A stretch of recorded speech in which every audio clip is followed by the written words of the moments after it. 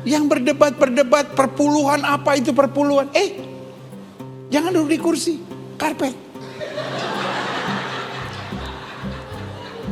Loh iya kan?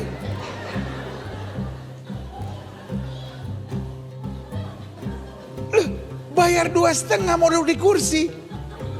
Enak aja. Dari mana lo aturan begitu? Dan bukan cuman itu. Ada teman saya punya teman ustadz jahil banget ya, suka ngeledekin saya. Masa dia bilang gini, orang Kristen tuh jorok ya. Dari mana, masuk gereja langsung masuk. Kita orang Islam diajarin bersih sebelum sembahyang, cuci semuanya. Saya bilang lu 2,5. Gue 10%, bukan berarti gue jorok. Disucikan oleh darah Yesus. Melihat statement yang dilontarkan oleh Pendeta Gilbert mengenai masjid dan karpet masjid, serta perbedaan cara ibadah yang dilakukan oleh umat Kristianiti dan umat Islam, yang mana umat Islam melakukan sholat sebanyak 5 kali dalam satu hari, sedangkan umat Kristianiti hanya melakukan 1 kali seminggu.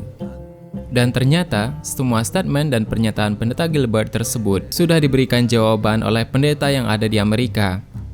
Menurut pendeta yang ada di Amerika tersebut, jika umat Kristen disuruh untuk melakukan hal tersebut, seperti yang dilakukan oleh umat Muslim untuk memasuki gereja mereka, tentulah gereja akan sepi dan tidak ada orang yang bersedia masuk ke dalam gereja tersebut. Dan ditambah lagi, pendeta ini mengatakan bahwa umat Kristen di sana tidak ingin terkekang oleh aturan-aturan. Alhamdulillahirrabbilalamin. Itulah pentingnya nikmat Islam, sahabat. Kita mengetahui bahwa aturan-aturan adalah untuk memudahkan kita dan untuk memberikan suatu batasan-batasan tertentu sebagai cara kita menjalani hidup agar tidak menyimpang dan tidak melakukan sesuatu sesuai dengan hasrat ataupun keinginan pribadi kita sendiri.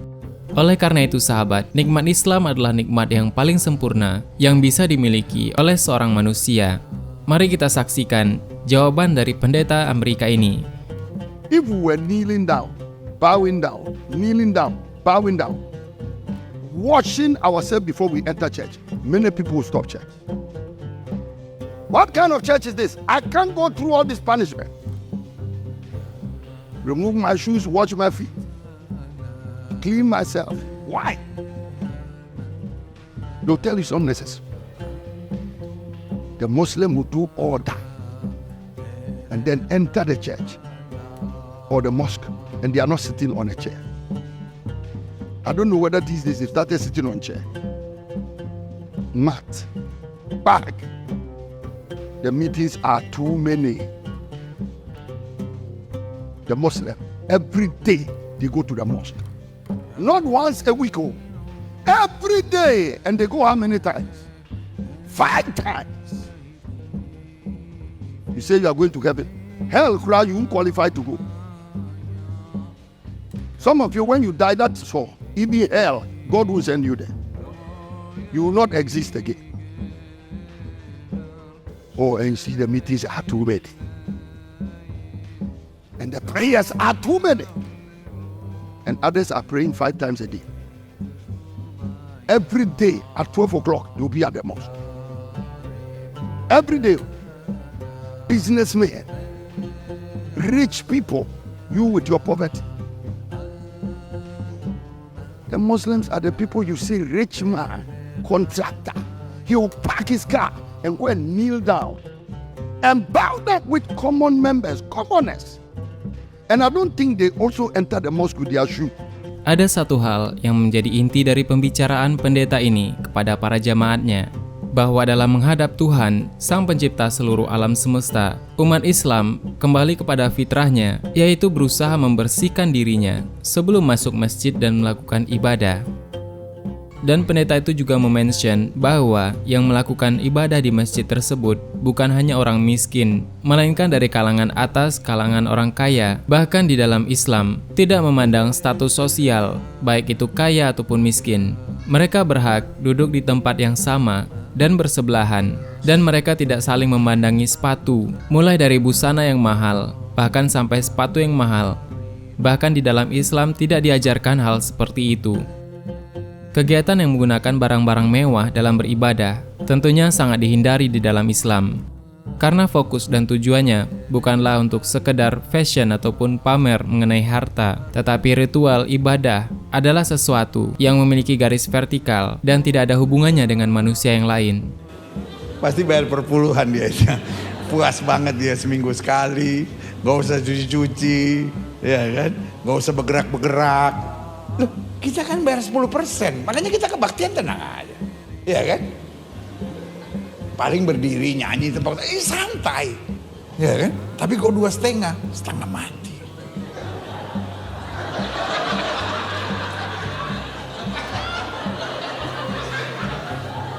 Yang paling berat terakhirnya mesti lipat kaki.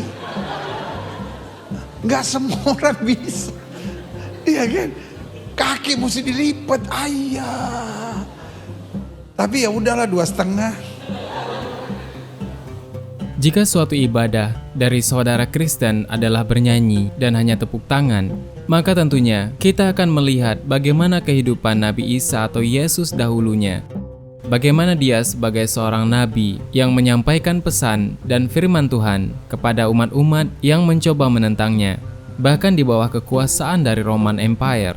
Pada saat itu, kehidupan abad pertama Yesus di Galilea tentunya sangat menderita dan kesedihan-kesedihan tersebut tidak terbayang lagi.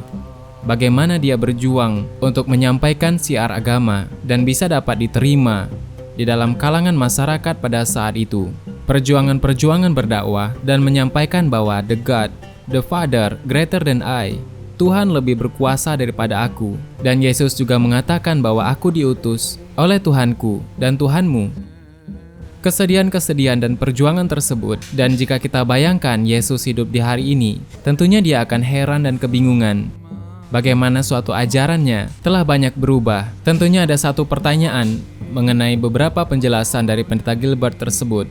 Apakah semua ibadah yang dilakukan oleh umat Kristianiti di seluruh dunia itu sesuai dengan apa yang ada di dalam pikiran daripada Yesus pada saat abad pertama dia menyampaikan ajaran-ajaran tersebut? Makanya hidup Kristen dasarnya adalah kasih. Anak-anak muda gampang gak untuk hidup suci? Tergantung dasarnya. Kok dasarnya aturan tuh kayak berat gitu. Orang lain boleh bebas, saya ngerokok dosa, minum dosa, ngeliatin cewek dosa, lihat tayangan-tayangan cabul dosa. Ya udah Tuhan, saya udah hidup benar, puas.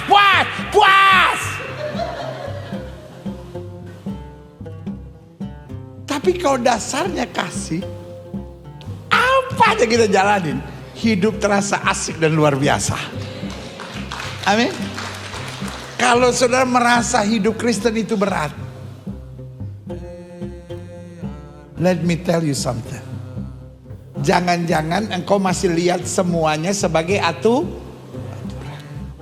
Tampar pipi kiri, kasih pipi kanan. Diomongin orang, doain, dijahatin, berkati. Tuhan berkati dia ya Tuhan ya, seminggu ini habis itu cabut nyawanya Tuhan. You see, people, we are saved by grace. But I'm telling you, if confessing Jesus, but living carelessly and foolishly, is what to take people to heaven. But Muslims, in spite of their diligence, we say they'll go to hell. I will say God is not fair. Why would careless people like us who are not serious? The only thing we did is stand here and say, Lord Jesus, I receive you as my personal Lord and Savior. And that is all. We are going to heaven. And somebody else who is so diligent and applies themselves to their religion with all commitment, they would rather die and you say they are going to hell. Keep fooling yourself. Tapi kalau dasarnya kasih, apa aja kita jalanin, hidup terasa asik dan luar biasa. Essentially all about peace. The way the tradition has grown and developed, it's like human beings. We're a mixture of all these things. And you have that in every tradition. Certainly, there've been outstanding people who have stood out against violence. But others have been, just as Jesus was sometimes, really rough and an alarming figure. I think many Christians would be pretty alarmed if Jesus came back. I often wonder what he'd say if I showed him around the Vatican, for example. This was not what he had in mind, but that is now part of Christianity. So I think we have to look at these traditions that grow and morph, and if they didn't grow and morph, they'd die, because they have to adapt and go into different situations. We're living in an entirely different world now from first century Galilee.